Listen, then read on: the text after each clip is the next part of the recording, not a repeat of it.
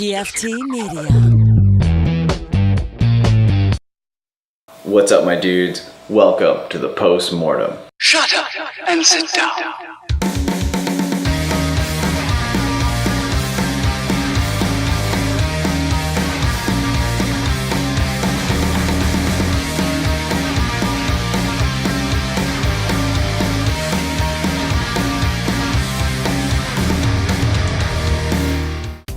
We've got some really special movies today. It's a really wide range of films, and that's because I'm selecting my favorite franchises.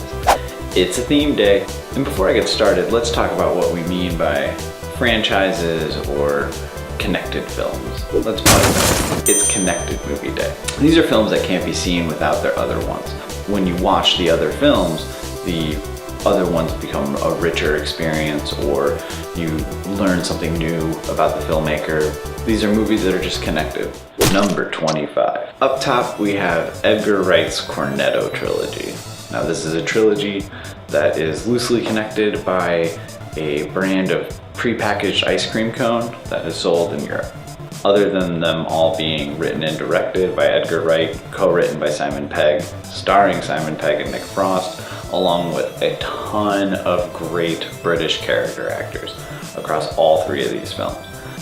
Shaun of the Dead, Hot Fuzz, and At World's End. Each one of these lovingly plays with the tropes of a specific genre. Shaun of the Dead being a zombie film, but more like a romantic comedy. Hot Fuzz being sort of a send-up of the over-the-top 90s action movies, but set in the quaint English countryside. And At World's End is your typical science fiction fare, but it's also about friendship, which ultimately all these films are about. They're about relationships, they're about friendship, they're about developing friendships, old friendships, new friendships, disintegrating romantic relationships. They're all in there. It's some of the smartest, best writing ever. At World's End in particular is one of my favorites just because it captures perfectly the spirit of adolescent male friendships, and then brings that up 20 years to see how kind of ridiculous it is, or competitive it is, or important it is. If you haven't seen any of the Edgar Wright movies, you're really missing out. They're super fun, and you get a peek into some genres that you might not be familiar with, and then you might want to go see some of the other films that they're based on, like the Night of the Living Dead movies, or Point Break, or weird British sci-fi from the 70s, like Day of the Triffids. Number 24. This is an odd pairing of films. They're written, directed, and starring the same guy, Shane Carruth. And that's kind of where the connection ends. Primer and Upstream Color. Primer is a fantastic, deceptively short time travel film that was made on a shoestring budget. Shane Carruth is a mathematician turned filmmaker, so the time travel science in Primer is actually kind of legit. It's weird, and it's a very smart movie. If you want to feel really dumb, watch Primer. And then his follow-up to Primer is a movie called Upstream Color, which is bizarre, to say the least.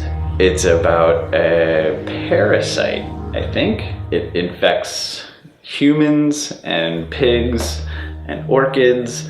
People are profiting off of this.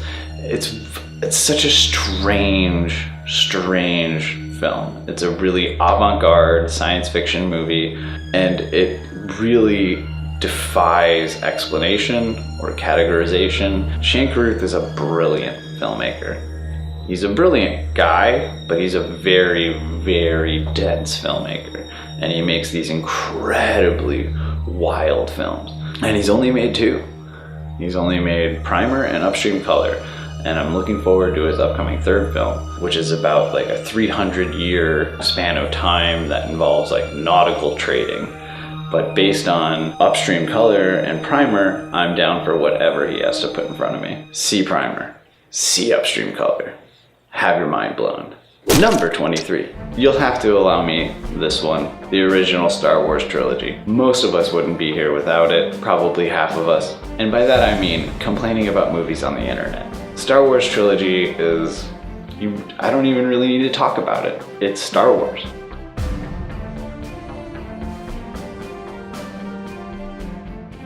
Star Wars is gonna outlive us all. Number 22. George Romero's Dead Trilogy.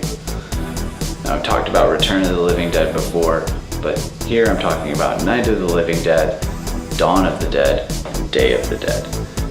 These films are amazing, and each one was part of a separate movement or reaction to something or means something different.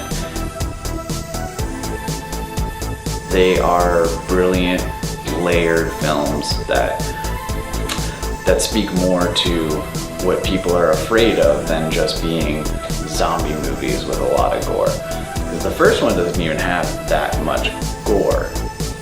It does for the time, but by now it's very, it's really tame. Dawn of the Dead that's a gore movie. That's got tons of like squishy bits. It's great. And then Day of the Dead is just really amazing. And Day of the Dead is just an incredible, splatter film. Night of the Living Dead is probably one of my favorite films of all time.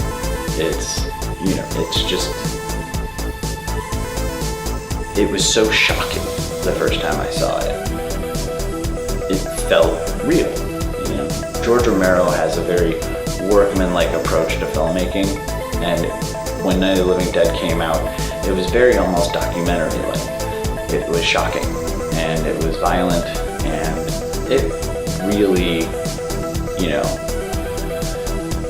it made me scared when I was a little kid. And it's a lot of fun to revisit now because it's kind of quaint, but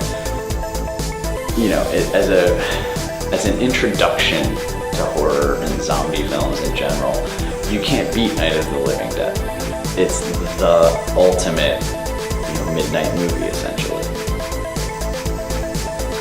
And it's a shame Romero didn't make nearly as much money as he should have off of it, and that's mostly due to his own fault. Like, they removed the copyright in order to get it in more theaters, and then literally anybody could put it on videotape and sell it for $1. And that's what happened. We miss you, George.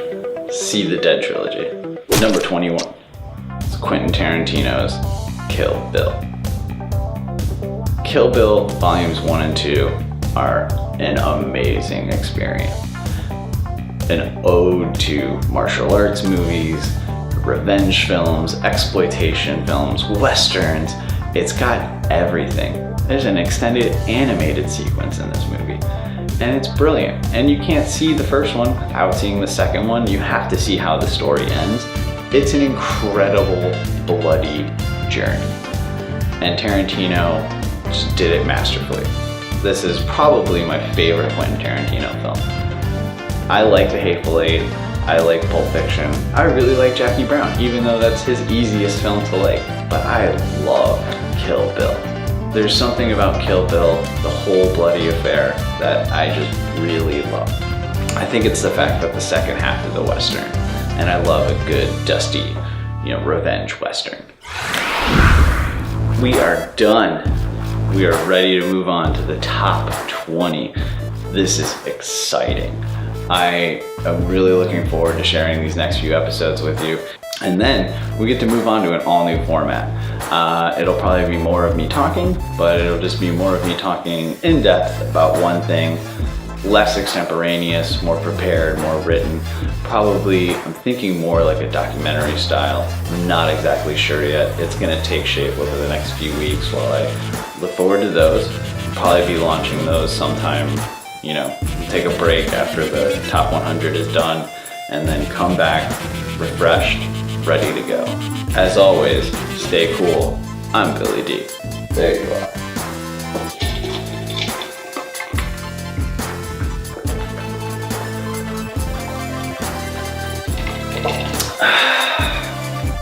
Brooklyn's best coffee.